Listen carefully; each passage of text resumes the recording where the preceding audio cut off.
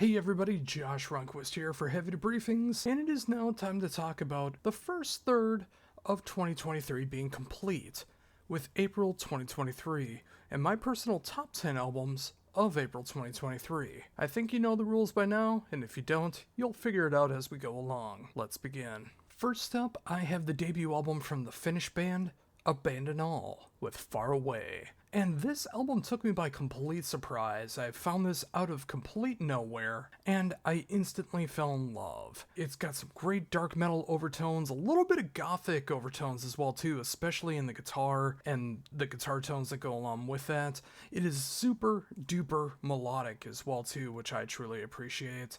It's just got some great melodies and harmonies, outstanding vocals, and fantastic musicianship. And especially for a debut album from a band that is really relatively unknown, especially outside of Finland, I'm highly impressed with this album. And if you want something in that dark metal vein, you know, where it's not death metal, it's not black metal, but it's not pop rock, it is right in between with that hard rock, heavy metal, darker overtones of dark metal and gothic metal, I think this might be the album for you. Next up, we have the surprise album from Bell Witch, and the first of a humongous trilogy of Future Shadows Part 1, The Clandestine Gate.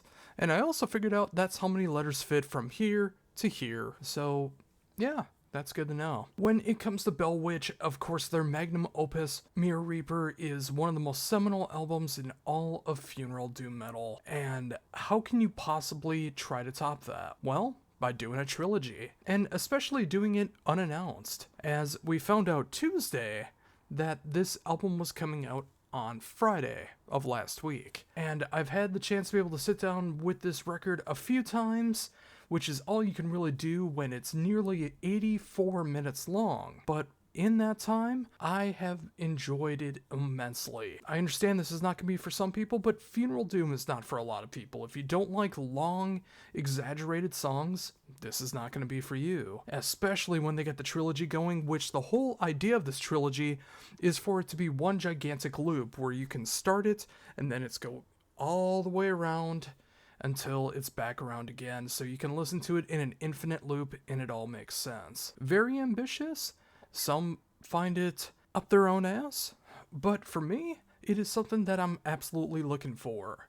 I love the instrumentation on this, the organs, the live drums, the live bass, the orchestral moments, the choir moments. Everything that goes on with this is just spectacular. I will not say yet that it beats Mirror Reaper because, well, first of all, this is just part 1 of 3. And I don't think that's really fair to say, as Mirror Reaper is one album, and Future Shadows Part 1 is just that, part 1 of 3. But I will say it is some damn fine funeral doom, and if you have 84 minutes to spare for just one track, and I really hope you do, you need to check this out. Coming up next, and I completely apologize for butchering this name, Bonjour Tastres, with Against Leviathan, and it seems like black gaze is kind of filtered out for a lot of bands. It seems like not even Death Heaven wants to do black gaze anymore. Like it was there and then it died. But for those that really do appreciate the genre, it's still here in full. And sometimes it's just a little bit rawer and a little more one-bandish. And that's what's going on here with this German outfit of a one-man band doing black gaze and atmospheric black metal, so basically taking post-black metal and more raw black metal and mixing it together to create this album, which I find very intriguing. With this album, it really sounds like it comes from the heart. You can hear it in the vocals, you can hear the instrumentation is real, which I truly appreciate, and it's just some damn fine black metal, no matter the genre. And if you're someone like me that really misses out on bands doing more of the black gaze post-black metal feel, this might be up your alley. It's a little raw, but that also works so well for the material. And if you want something that's not too polished in the production, you know, give this a shot. I think you might dig it. Coming up next is the Midwest band Chrome Waves, featuring a really good guy I know from the Minnesota area, James Benson, who's also of Emiensis and so many other great Minnesota bands around here, and they're all very distinct, and that's also the case here with Chrome Waves, which is mainly a Chicago outfit, but of course he's from Minnesota. But all that said, I think this is the most diverse album Chrome Waves has made so far. They've always hinted at the post-metal and alternative sides, and this album, they just seem to went full speed ahead with it, which I think is a nice change of pace. Of course, you will hear some more of the black metal elements in there as well too. I don't think that's ever going to go away in the band, nor should it. But it's also nice to see them experiment with more of the post-sound of the post-black metal sound. Absolutely fantastic production, fantastic vocals. Just everything about this album is just really rich and pure when you're looking for something in this kind of variety. And while Chrome Waves has made a lot of, I'm sorry for the pun here, waves, especially in the underground, I want to see that rise. These guys deserve some recognition, and I hope you check them out for yourself. Whether they're doing the clean vocal work or the screams, I think it's something that you might enjoy if this is your kind of bag.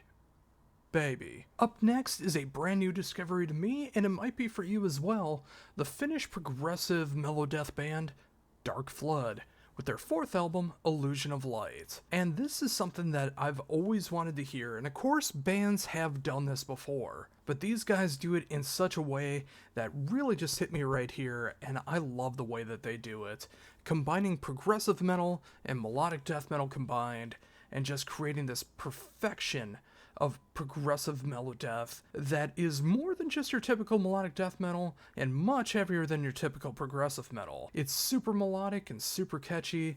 When it gets heavy, it gets heavy. When it gets proggy, in just the right moments, and of course, it never loses sight of that melodic death metal sound. While this, again, is a smaller band, especially when you are outside of Finland, Finland is known, at least by me and by the right people, as knowing that Finland is the best metal country. It has the most metal bands per capita, and they also have the best metal bands, just in general. So hearing another band like this, a brand new discovery to me, that really hit me so near and dear, if you're looking for something that's proggy and has that melodeath feel behind it, you would not be disappointed in checking out Dark Flood. Trust me, this is an underground album, but it's definitely one you need to check out. Up next, we have the band Enforced with War Remains. And no, this is not Enforcer.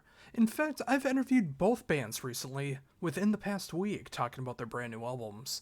Of course, Enforced is coming out today as you're checking this out, and Enforcer comes out next week. And of course, that's going to be in my top 10 albums of May 2023, but forget that for now. It's a spoiler, but forget I said it. I want you to be surprised next month. But the two bands are not similar in any other way, other than they have a lot of the same letters. War Remains is the best crossover thrash metal album of 2023, and I will be hard-pressed to find anything that tops this. Of course, there are great bands in the genre, and there are ones that kind of mix in between genres with Enforced, but no one does it like Enforced. These songs are so heavy, so catchy, and hit so hard lyrically as well.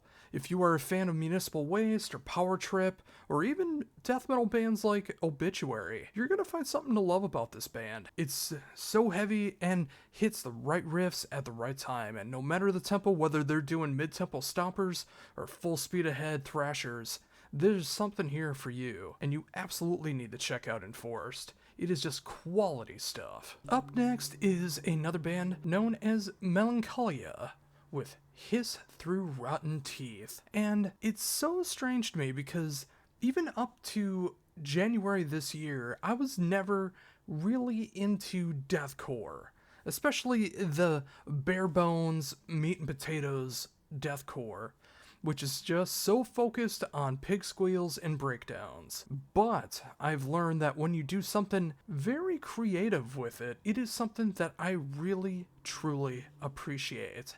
And that's what I hear with Melancholia. They do something magnificent here, where they're able to add much more melodic, blackened metal feel behind it. They're able to have more almost progressive and orchestral sounding moments behind it, but they're able to do something like if Cradle of Filth started doing deathcore. I think is a great way to be able to describe them. Obviously different vocals, because who else could be Danny Filth but Danny Filth? But the band here really does some magnificent stuff.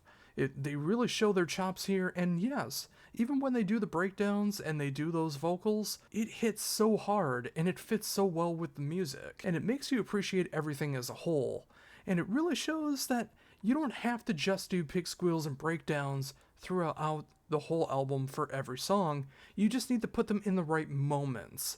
And when you do that, they're much more effective. And if you want to know what I'm talking about, all you need to do is check out this album. Coming up next is another Funeral Doom album from this month, and you would think Bell Witch would be enough. And in some regards, it might be. But then again, this album came out, and it needs your ears as well. From Mesmer, with Thonic. And I just want to say a special shout out to John the drummer. Hey, didn't forget ya. But seriously, after 10 years together, this band of international artists has only gotten better over the years, and this is easily their finest work. Whether they do something a little more mid-tempo, I wouldn't necessarily say fast, but they specialize especially in the funeral doom metal route, and there's no better way to be able to say that than their 18-minute closer, which just absolutely crushes. And of course, everything before that song does as well too, in their own different ways. And even though they are spread out across the world, it feels like they wrote this together in the studio, and it just shows the talents of musicianship and songwriting that really goes into it. Basically, case in point, if you're looking for some good funeral doom metal, but Bell Witch might be a little too much for you, maybe you need something like Mesmer to be able to get through those hard times. Then go check out Bell Witch, but first, go check this one out. I know a lot of people might not be talking about this one, but I know I had to, and I really think you need to give these guys a shot. Coming up next is the band Smacked Bound, with their sophomore album, Hostage. And once you know it, it's another Finnish metal band. Although in this case, this is more of a palate cleanser compared to everything else that's a part of this list. As instead of being funeral doom, instead of being melodic black metal, instead of being black gaze or death metal, or anything like that, these artists are more of a modern metal sound. It has a little bit of pop to it, a little bit of more progressive elements to it, super melodic music, super catchy, and some fantastic vocals on top of all of that. And of course, when you have members of Winter Sun, Stratovarius, and Trace Dawn a part of it, it's gonna be some good stuff. And I really love the fact that they turned up the more commercial kind of feeling behind it. It does get dark, it does get heavy, especially lyrically. Seriously, give these lyrics a listen. It's really good for inner self introspection. But this album is just a great feeling album. Whether it's more cathartic feelings, whether it's just something you want to be able to sip mimosas at. It's got a little bit of something for everybody. And if you don't believe me, all you have to do is just give this album a proper chance. I really think you might be surprised about it, especially if you're looking for something more dark and evil. You still might even find it here. Just give it a proper listen. And finally, we have the band Valenzaro with Shore Stank. And the easiest way I can describe them, although there's a bit more to it, but as a headline, basically say it's like if Devin Townsend started a folk metal band.